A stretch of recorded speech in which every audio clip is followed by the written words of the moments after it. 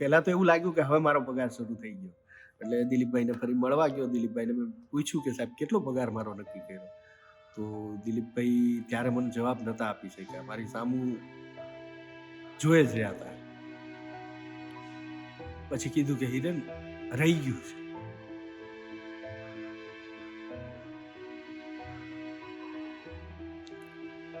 તરત દીપલબેન પાસે લઈ ગયા અને વાત કરી કે આ છોકરાનું વેકેન્સી રહી ગઈ છે. આપણે એને પ્રોમિસ આપ્યું.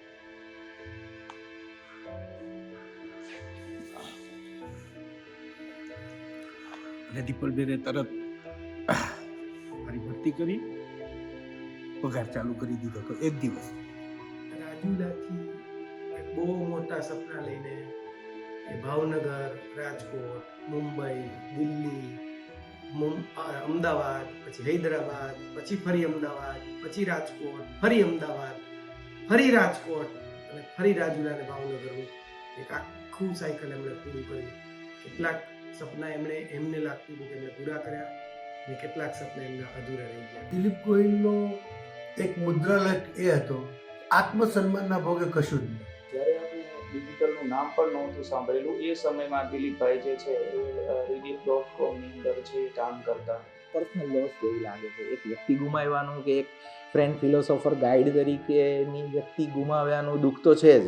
નિર્વ્યસની, નિર્વિવાદી, અજાતશત્રુની સાથે આવું થાય ત્યારે મને અત્યારે એમ થાય કે કદાચ ભગવાન મારાથી પણ ગરીબ છે એટલે મને ગમતો મારો એક મિત્ર બીજો પણ છીનવી લીધો એને. હંમેશા નવી નવી વસ્તુ કરે.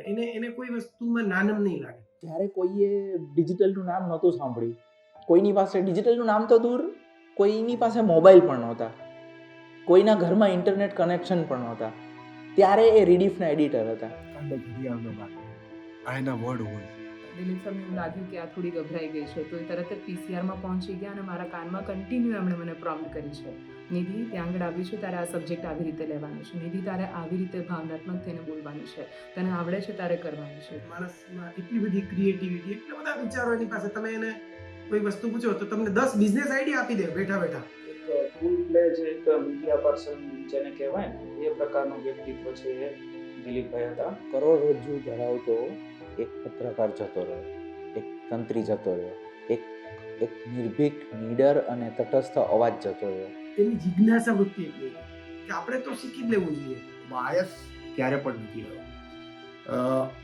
ન તો એને કોઈ રૂલિંગ પાર્ટી માટેનો પ્રેમ રહ્યો છે કે ન તો ઓપોઝિશન માટેનો પ્રેમ રહ્યો છે. એ હંમેશા મિનિમલિસ્ટ રહ્યા.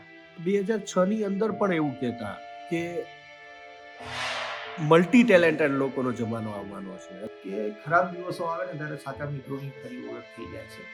અને એટલા માટે જ એનું મિત્ર વર્તુળ આમ ભલે મોટું હોય પણ દિલ ખોલીને વાત કરવાવાળા મિત્રોની સંખ્યાને બહુ ઓછી કરી નાખી હતી. ચાની ટોકરીએ અઢળક વાતો થાય. એનો પગાર મારો એમણે આ રીતે એક રીતે જોવા જાવ તો લડીને શરૂ કરાવેલું. બહુ જ સારા અનુવાદક, બહુ સારા પત્રકાર, બહુ જ સારા એનાલિસ્ટ, એ બહુ સારા કવિ પણ હતા. એકદમ સરળ, શાંત, સહજ સ્વભાવવાળા દિલીપભાઈ, કદાચ એવું વ્યક્તિત્વ બીજું નહીં જોવા મળે. મારે જ્યારે વાત થઈ ત્યારે મેં એવું કહેલું કે શું દર્દ છે એ કળાતું નથી. એક અઠવાડિયું થઈ ગયું છે પણ હજી ડૉક્ટરો શોધી શકતા નથી કે મને ખરેખર શું થયું છે.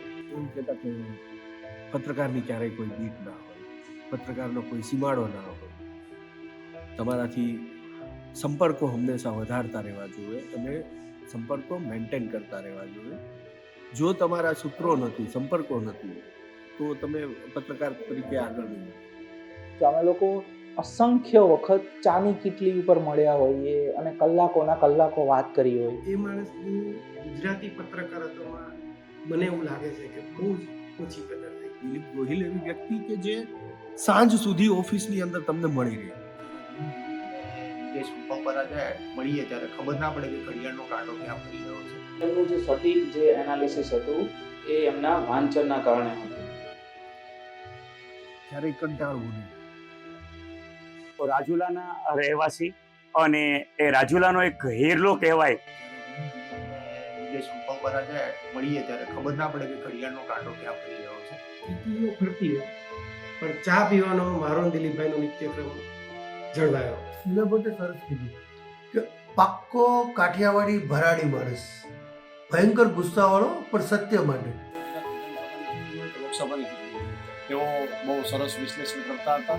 અજય નાયક છે, આશીષ સામેલ છે, એ વખતે જનાર્દન છે, મુંબઈથી દીપક સોલિયા છે, નિલેશ રૂપાપરા છે, અમારા મારા સાથીદારો છે સત્યારુ, દૈવત ત્રિવેદી, લલિત ખંભાઈતા, અનેક લોકો એ અમારે ટોળી જામે, અમે બેસીએ દિલીપભાઈ સાથે ચર્ચા કરીએ. એ હિંમતવાળું વ્યક્તિ એ દિલીપ ગોહિલ હતા. કાયમ કહેતા કે ઉગતા સૂર્યને પણ જોવો જોઈએ, ડૂબતા સૂર્યની દિશામાં ચાલવું જોઈએ, જેથી તમને ક્ષિતિજની ખબર પડે. એમના પત્ની ચંદ્રિકાબેન, એમનો પુત્ર કૃણાલ અને પુત્રી કુંજ ને કલ્પાંત કરતા મૂકી ગયા છે.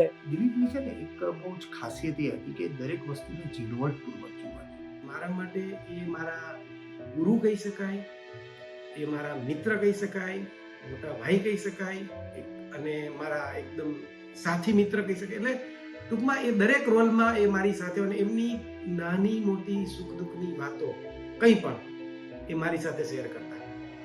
ક્યારેય ઝૂક્યા નથી, ક્યારેય લોભ નહીં, લાલચ નહીં, સરકારી ઇનામ અક્રમનું ક્યારેય એમણે ખેવના નથી કરી.